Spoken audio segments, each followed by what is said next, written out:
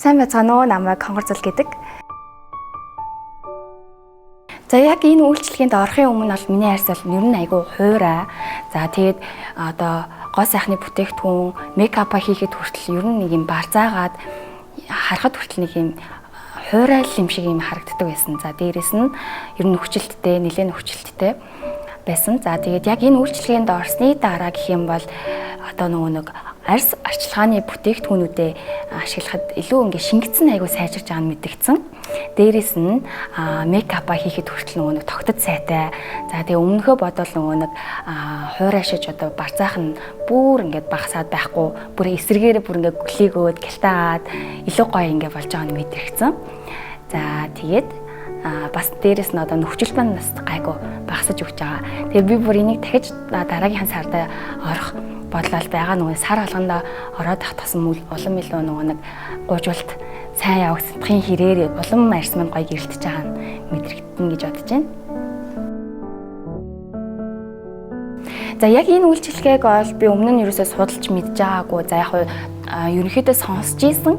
За тэгээд Валентины өдөр манай нөхөр надад бас бэлэг болгож өгч ийсэн. Тэгээд энэ үйлчлэгийг яг анх бол би нэг за яг өмнө одоо гадуур бол маркетинг зар сурталчилгааны зөндөөл байгаа штэ. Тэр болгонд бас нэг итгэх бас одоо ер нь бол жоохон хэцүү болсон тий. Тэнгүүт яг үйлчлэгэнд орж иж хүн мэддэг болохоор тэгээ би бол өндөр хүлээлттэй бол авах байгаагүй. Тэгээ яг үйлчлэгэнд орсны дараа бол миний сэтгэл бол маш өндөр болсон. Тэгээд ямар сайн ингээ яриад сууж явах тий гэхгүй. Юу ч ирчээд.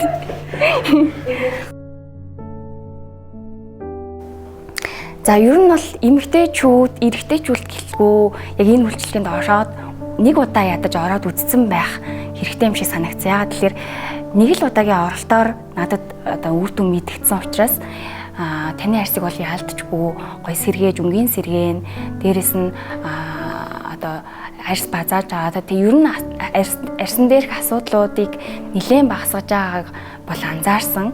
Тэгэхээр энэ үйлчлэгийг бол би хүн болгонд зөвлөмөр санагдаж байна. Тэгээд эрэгтэйчүүд ер нь энэ үйлчлэгийг бас магадгүй ер нь жоохон бас мэдэхгүй гэж магадгүй бах.